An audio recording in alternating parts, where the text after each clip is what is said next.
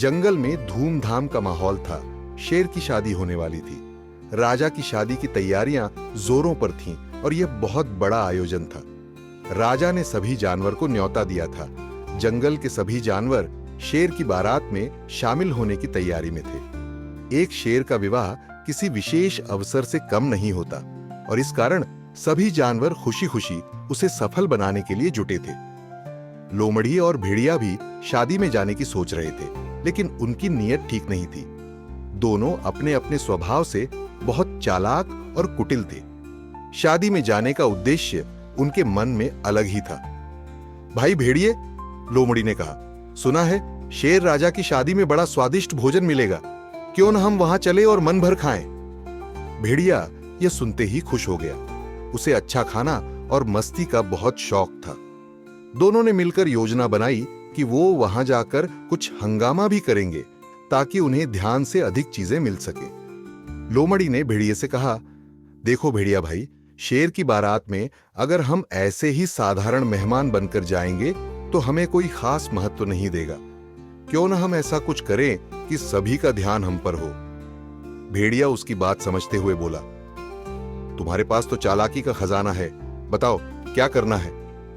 लोमड़ी ने आंखें चमकाते हुए कहा, मैंने सुना है कि बारात में शेर ने एक विशेष परिधान तैयार करवाया है।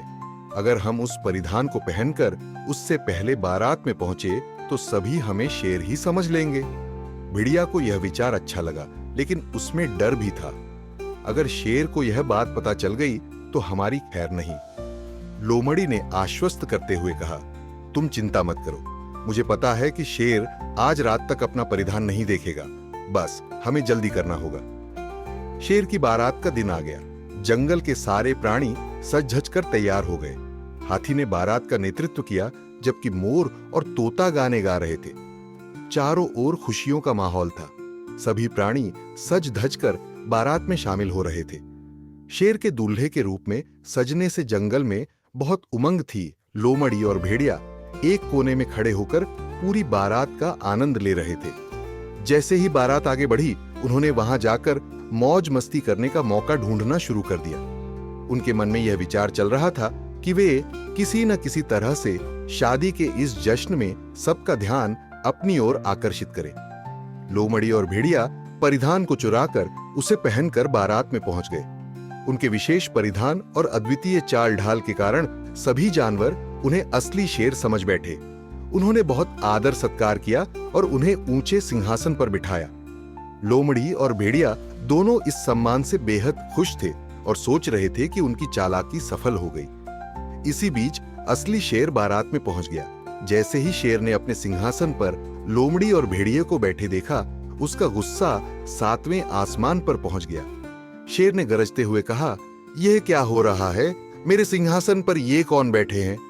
सभी जानवर हैरान रह गए और एकदम से लोमड़ी और भेड़िए की सच्चाई सामने आ गई। डर के मारे लोमड़ी और भेड़िया कांपने लगे। शेर ने दोनों को कड़ी सजा देने का सोचा, लेकिन लोमड़ी ने माफी मांगी और कहा, महाराज, हमें माफ कर दीजिए, ये केवल मजाक था। हमने यह सब आपकी बारात को खास बनाने के लिए किया।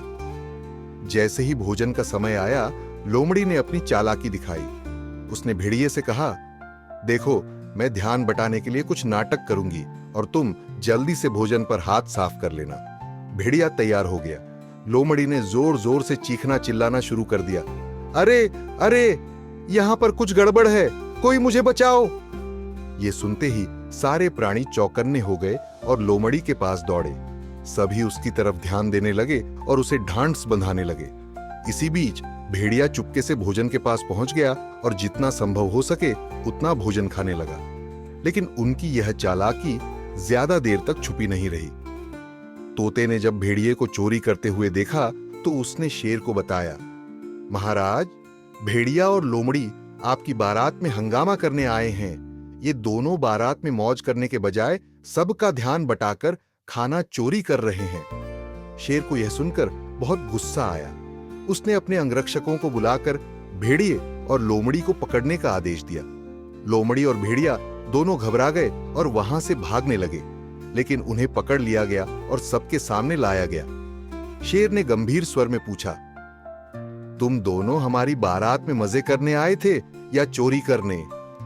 लोमड़ी और भेड़िया सिर झुकाए खड़े थे। उन्हें अपनी गलती का एहसास हुआ और उन्होंने माफी मांगते हुए कहा, महाराज, हमसे गलती हो गई, हमें माफ कर दीजिए, हम दोबारा ऐसी हरकत नहीं करेंगे। शेर ने उन्हें एक सख्त चेतावनी दी और कहा, किसी की खुशी के मौके का फायदा उठाना बहुत गलत बात है। आज मैंने तुम्हें माफ कर दिया, लेकिन अगली बार ऐसा नहीं होगा। लोमड़ी और भेड़िया शर्मिंदा होकर वहां से चले गए और उन्होंने यह ठान लिया कि अब कभी किसी की खुशी में खलल नहीं डालेंगे। इस कहानी से यह सीख मिलती है कि कभी भी किसी की खुशी के मौके का फायदा उठाने की कोशिश नहीं करनी चाहिए, वरना उसका अंजाम बुरा हो सकता है।